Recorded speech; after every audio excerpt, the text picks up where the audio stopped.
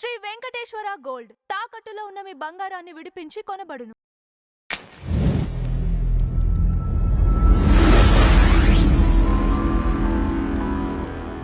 అయితే భారతదేశం అంటేనే హిందూ దేశం అని అంటుంటారు ఒకప్పుడు, ఇప్పుడు కాదు. అవును, ఇప్పుడు ఆ పాయింట్కే వస్తున్నాను. ఎందుకు ఒకప్పుడు పిలిచాము, ఇప్పుడు ఎందుకు పిలుచుకోలేకపోతున్నాము? అండ్ ఇంకొకటి మేజర్గా కన్వర్ట్ అవుతున్న వాళ్ళంతా కూడా హిందువులే. మిగతా మతాల వాళ్ళల్లో కన్వర్షన్స్ అనేవి అసలు పర్సంటేజ్ 0 చెప్పుకోవచ్చు. బేస్డ్ ఆన్ మేజర్గా భారతదేశంలో కన్వర్షన్స్ జరుగుతున్నవన్నీ హిందువులే. ఎందువల్ల అంటారు? ఇది ముందు మీరు అడిగారు కదా, భారతదేశం ఒకప్పుడు హిందూ దేశం ఇప్పుడు కాదండి. ఒకప్పుడు నిజం హిందూ దేశం, ఎందుకంటే 8వ శతాబ్దం వరకు అది హిందూ దేశంగానే ఉండేది పూర్తిగా అప్పటి వరకు. ఎందుకంటే 8వ శతాబ్దానికి ముందు ఈ భారతదేశం మీద మతపరమైన ఆక్రమణలు ఆక్రమణలు కానీ దురాక్రమణలు కానీ ఇప్పుడు జరగలేదు. మొట్టమొదటిసారి మొహమ్మద్ బిన్ ఖాసిం, అతను 711 క్రీస్తు శకంలో ఆయన, అప్పటి నుంచి మనకి మతపరమైన వచ్చినాయి. అయితే అంతకుముందు కూడా కొంతమంది ఆక్రమణలు చేసేవారు, వాళ్ళు వచ్చి ఇక్కడే సెటిల్ అయిపోయేది, అందులో హిందూ శ్రవంతిలో కలిసిపోయారు. కానీ వీళ్ళు ఏంటంటే, వీళ్ళు వచ్చినప్పుడు వాళ్ళు మతాన్ని తీసుకొచ్చారు. వాళ్ళు ఏ మతము? ఇస్లాం. అది తీసుకొచ్చి ప్రపంచాన్ని మొత్తం ఇస్లామీకరణ చేయడం కోసమని వాళ్ళు. సో ఆ మతపరమైన దురాక్రమణలు, మతపరమైన ఈ పాలన, వాళ్ళకి కావాల్సిన ఓన్లీ ఉద్దేశం ఏంటంటే, ఈ ప్రపంచంలో ఎవరు కూడా ముస్లిమేతరులు ఉండడానికి వీల్లేదు. అంతకుముందు క్రైస్తవం వచ్చింది 2000 అప్పుడు 2000 సంవత్సరాల క్రితం. ఇప్పటికీ వాళ్ళు కూడా సేమ్ సిద్ధాంతం, ఈ ప్రపంచం మొత్తం క్రైస్తవం ఉండాలి. అయితే ఈ రెండు మతాలు ఎక్కడి నుంచి వచ్చినాయి, వాటి మూలాలు ఏంటి అని అంటే, ఇంగ్లీష్లో దాన్ని చెప్పాలంటే there is a concept called prophetic monotheism అంటారు. అంటే వాళ్ళు చెప్పే ఏంటంటే, దేవుడు అనేవాడు ఒకడు, ఆ దేవుడు ఇతర దేవుళ్ళని సహించడు. కానీ మనం అనేదంటే అసలు విశ్వమే దేవుడు అని మనం అంటాం, వాళ్ళు అనేవంటే దేవుడు అనే ఒకడు. సో అది ఆ దేవుడు వేరే దేవుడిని సహించడు. ఆ దేవుడికి ఒకే ఒకసారి తన ప్రతినిధిని ఒకరిని పంపించాడు. ఆ ప్రతినిధి అంటే ఎవరు? క్రైస్తవంలో Jesus, the only son of God అంటారు. అంటే దేవుడికి ఒకే ఒక పుత్రుడు, ఇంకెవడు లేడన్నట్టు, the only son of God. అట్లాగే ముస్లింలు ఏమంటారు, ఇస్లాంలో prophet Muhammad, he is the only prophet, అది లాస్ట్ ప్రొఫెట్. ప్రొఫెట్ అంటే ప్రవక్త. ఈ ప్రతినిధి ఎవరైతే క్రీస్తు లేకపోతే ఇది, దేవుడు చెప్పాల్సిందంతా ఒకేసారి వాళ్ళకి చెప్పేశాడు. ఆ చెప్పింది ఆ బైబిల్లోను ఇటు ఖురాన్లో వాళ్ళు ఆ పుస్తకం రూపంలో దాన్ని తయారు చేశారు.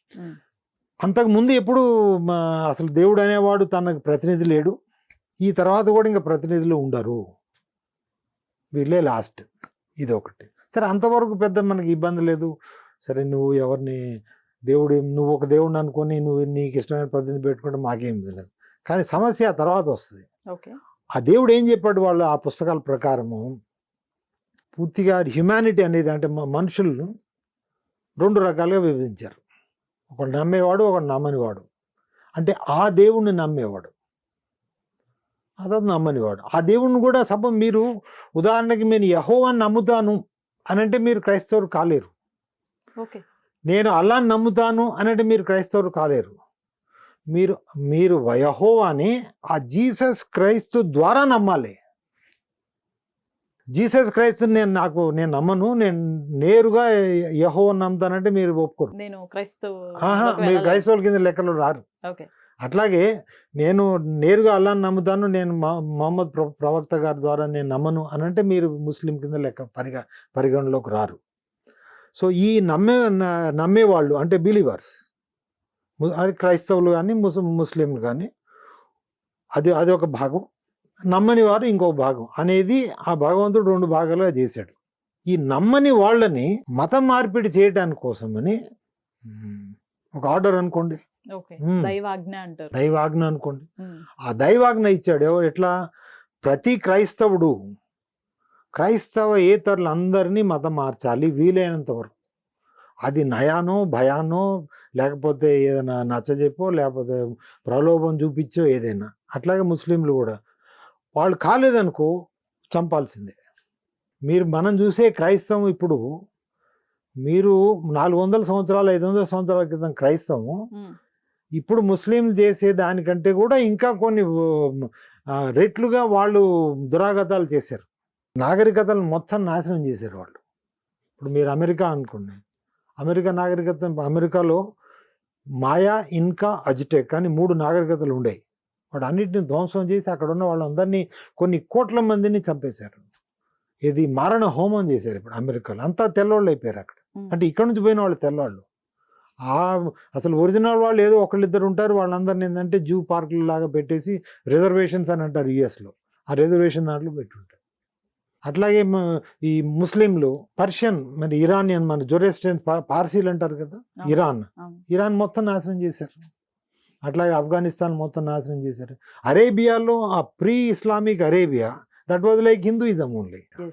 అట్లాగే టర్కీ. మీరు ఎక్కడెక్కడైతే క్రైస్తవ దేశాలు ఉన్నాయో, ఇప్పుడు ఎక్కడెక్కడైతే ముస్లిం దేశాలు ఉన్నాయో, అంతకుముందు నాగరికత అంతా వాళ్ళు మన ఇది ప్రకృతి లాగానే, మన హిందూ మతం లాగానే ఉండేది.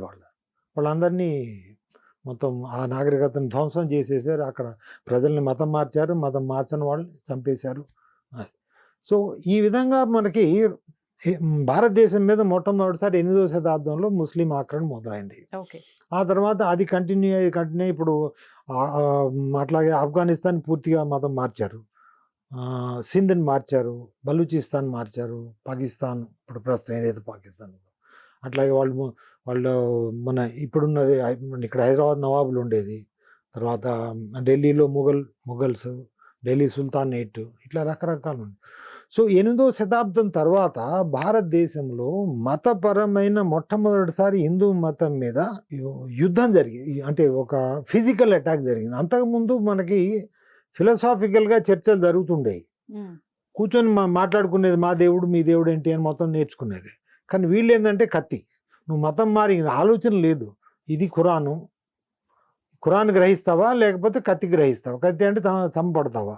అట్లాగే వీళ్ళు క్రైస్తవులు కూడా అలానే చేశారు. అయితే ఇప్పుడు క్రైస్తవులు చేస్తుంది ఏంటంటే మతం మార్పిడి ప్రలోభాలు చూపించేసి, సో దానికి రకరకాలు ఇది చేస్తారు.